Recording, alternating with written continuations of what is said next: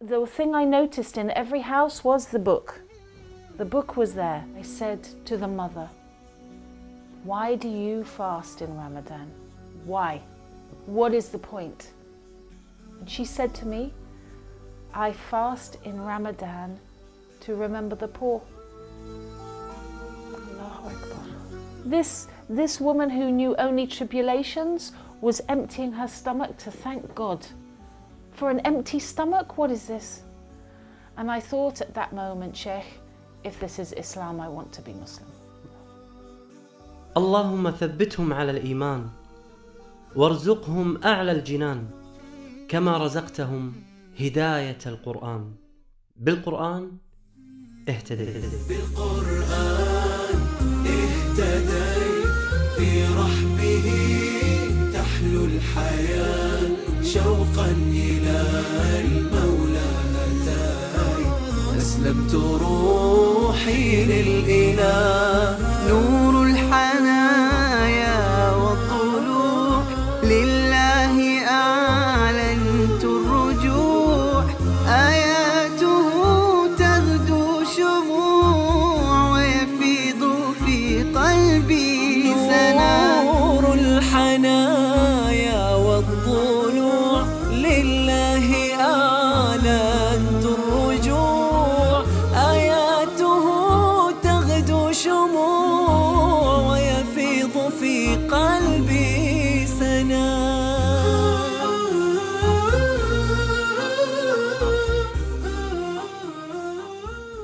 Assalamu alaikum rahmatullahi wa barakatuh. My name is Lauren. I am a British journalist, broadcaster and human rights activist. I am blessed with two daughters called Holly and Alexandra. I was married before, that's why I have two children who are now 11 and 13. I divorced from their father before Islam and alhamdulillah I've now remarried to a Muslim man. وهي تحب أن نناديها بعد إسلامها باسم سارة، وسيكون خطابي لك دائما في هذا اللقاء باسم سارة بإذن الله عز وجل. عاشت سارة طفولتها مع والدين غير ملتزمين بتعاليم المسيحية، وكان والدها مدمنا للخمر وأمها عارضة للأزياء، ولكنها منذ الصغر كانت تشعر بوجود إله لهذا الكون. From the age of 5, very small, I loved to pray. I loved to speak to God. I knew in my heart there was one God. Not 3 gods, not 2 in 1, not all of these one. But as you grow up in the West, how do you keep that connection in your heart? بدأت قصة أختنا سارة مع القرآن في فلسطين حين زارتها زيارة صحفية، فوجدت القرآن موجود في كل بيت. So there I met people living in poverty who were living under occupation. There I met mothers whose children were crippled, dead or in prison. But there I did not meet hopelessness. I met people of hope and people of warmth and people who had more joy in them than I did. And the thing I noticed in every house was the book. The book was there. Okay. And the Quran was always on a special place, or they'd say, look, our book tells us how to behave. So I came to feel that this book was a guidebook to being good. And I knew that I was not a good person at that point. I thought this book, the Quran, must be a guidebook to helping others.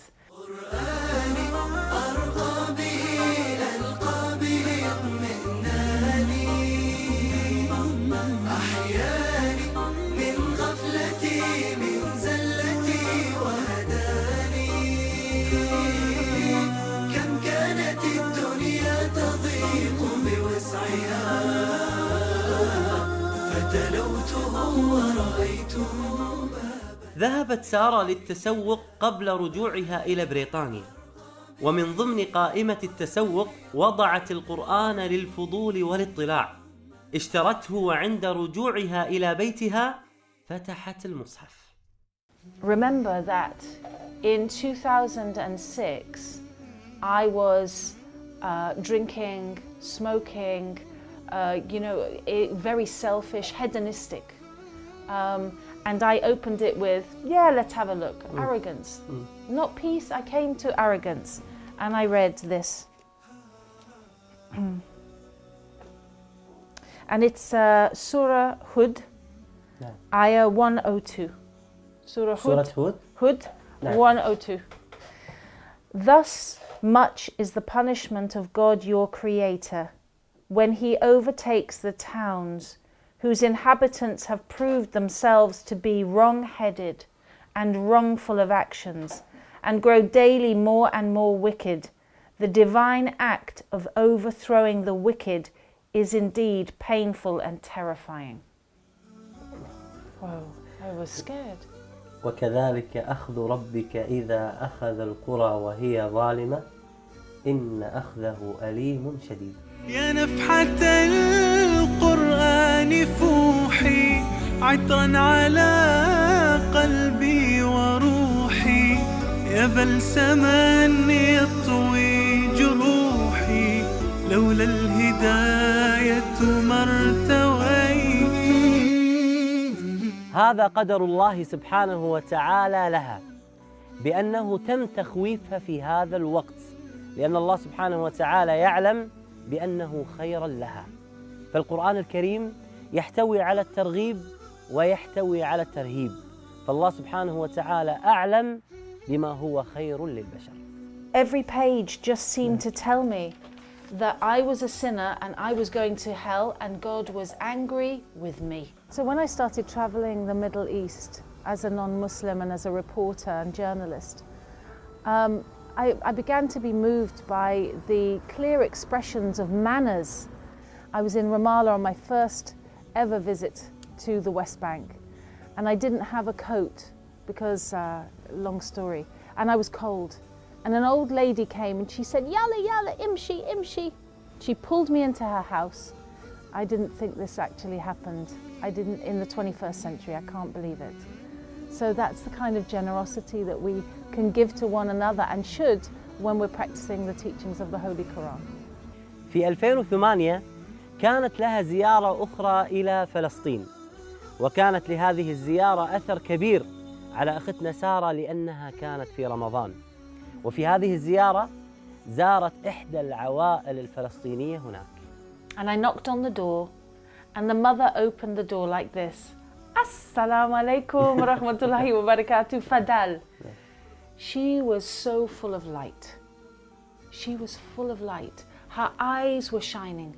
Her skin was shining. And she opened the door as if I was going into the Taj Mahal. As if she lived in the most beautiful place in the world. And when I went into her home, what was in her home, Sheikh? Fish. Nothing. Nothing. A room like this, but empty. Only walls, floor, ceiling. And one rug, and the iftar for 10 people was on the rug. And what was the iftar? One plastic plate of hummus, one plastic plate of khubz, one plastic plate salad. So when I sat down, I said, no, no, no, no, no. Wallahi, I tried not to eat. Sheikh, I tried not to eat that woman's food, but she kept giving me food. She said, you are our guest. And she gave me so much, and she wouldn't take no, and I ate and I felt angry. I felt angry at Islam. I felt angry at a book that would tell hungry people to be hungry for 30 days. I was angry at the Quran for telling this poor woman not to drink water when always her water is dirty. So I said to the mother, why do you fast in Ramadan? Why? What is the point? And she said to me, I fast in Ramadan to remember the poor. Allahu Akbar.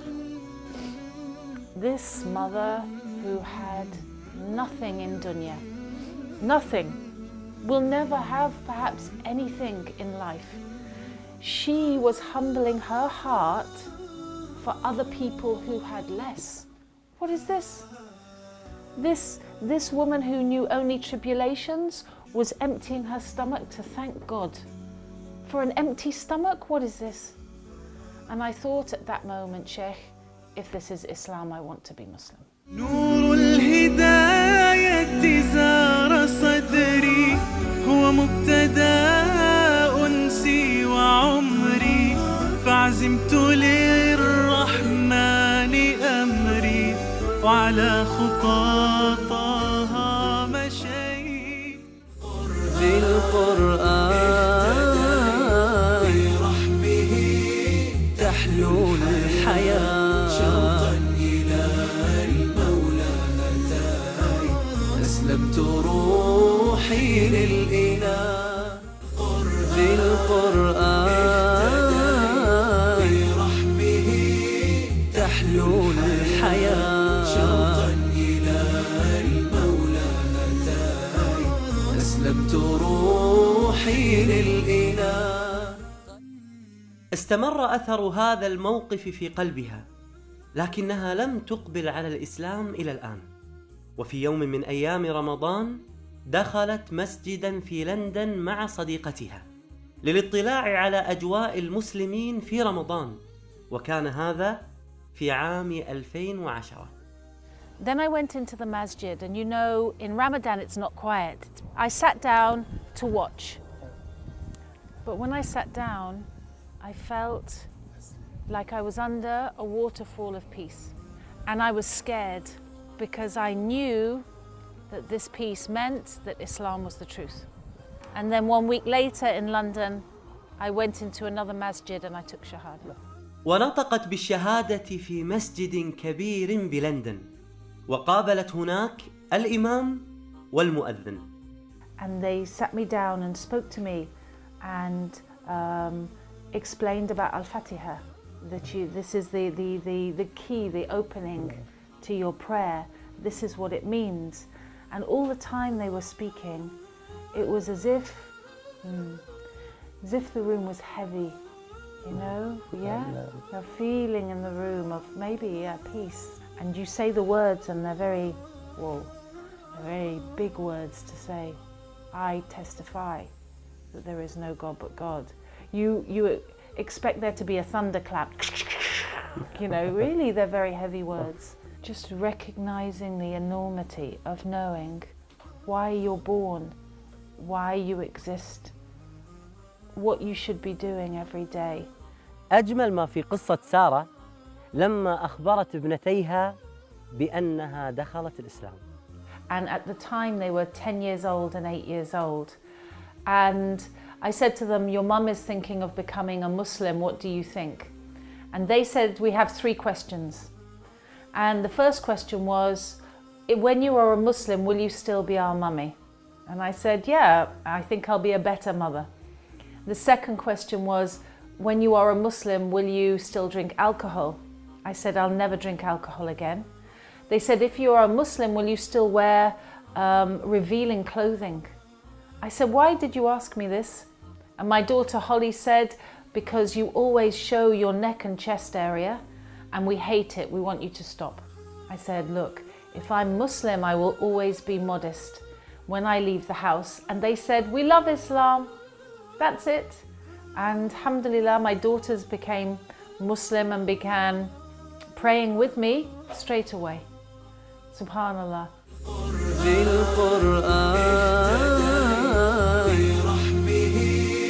تحلو الحياة شوقا إلى المولى هداي أسلمت روحي للإله. بعد الإسلام رجعت وفتحت المصحف بمرات وكرات كثيرة وعديدة. ماذا وجدت المصحف بعد الإسلام؟ It was a completely different book. Allah. It was a different book, but the voice of strength was the same. I could see them, hear the might of God in there. I could hear the sternness and the risk of retribution, but now came the beauty.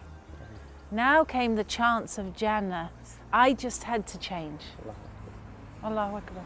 أنت ما شاء الله من عائلة رئيس الوزراء البريطاني السابق توني بلير كان متزوج أختك.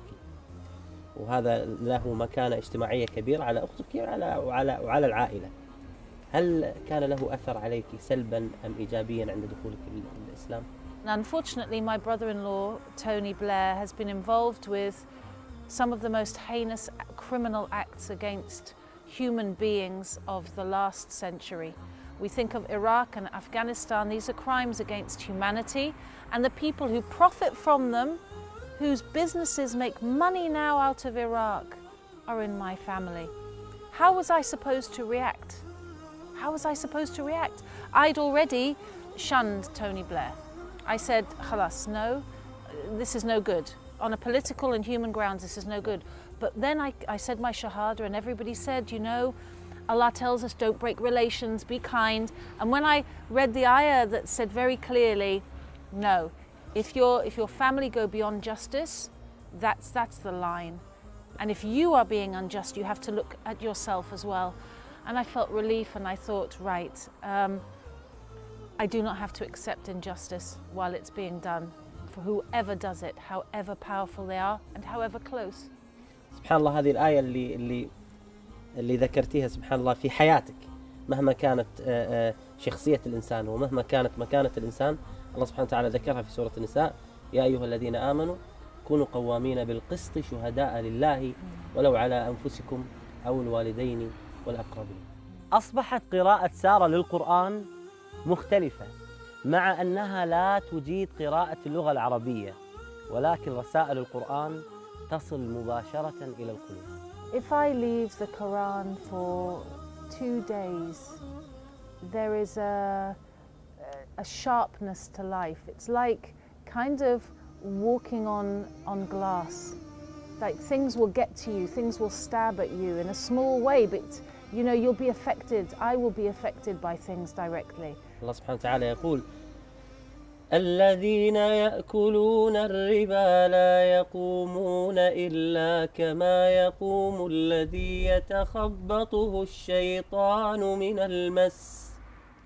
So, Sheikh, it's an odd choice to choose a fairly unspiritual, very practical verse in the Quran. I know, you know, most people we're drawn towards, I want to read about what Jannah is about, or I want to be afraid of hellfire.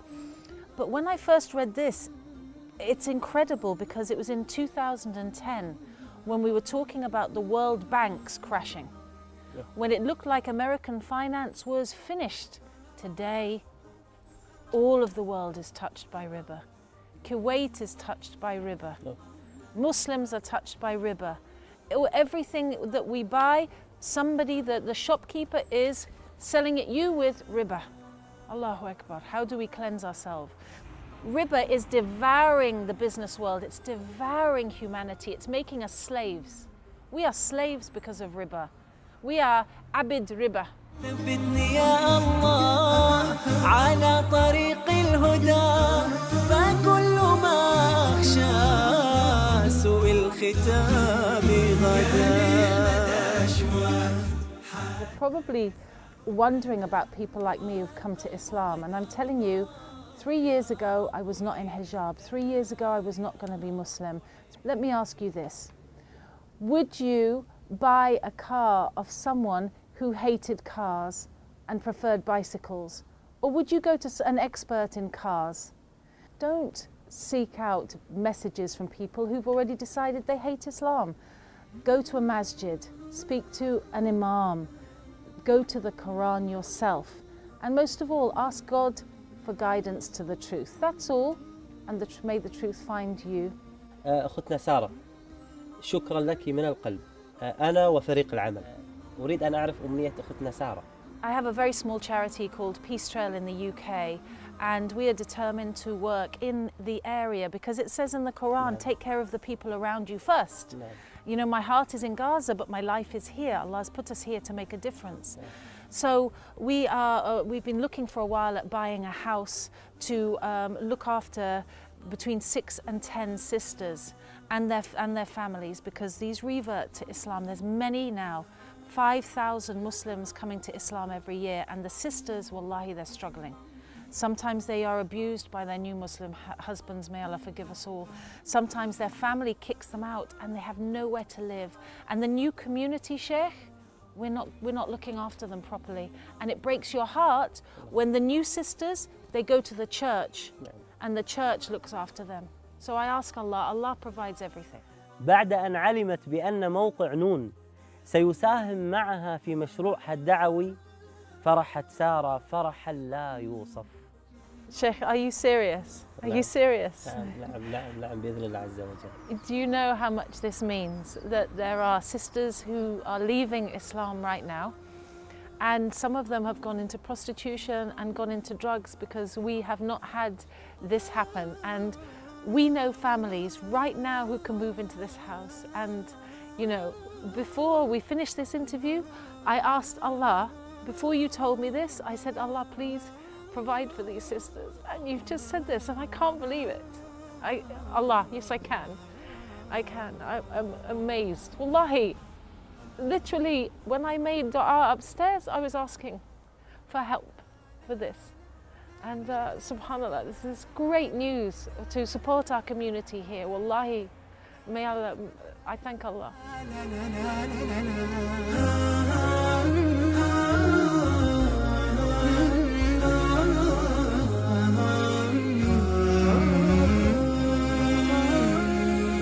أسير بدرب قرآني فيشرق صبح برحاني أرتله وأحفظه وأقرأه بمعاني أسير بدرب قرآني ربيعي أنس أيامي صديقي بوح أحلامي شفاء الهم والشقوى يداوي جرحي الدامي ربيعي أنس أيامي صديقي بوح أحلامي شفاء الهم والشقوى يداوي جرحي الدامي ولما تهت ثم أتيت لدرب كلام رب البيت وجدت النور والسلوى مع القرآن اهتديت مع القرآن اهتديت فيشرق صبح والحاني أرتله وأحفظه وأقرأه بمعاني أسير بدرب قرآني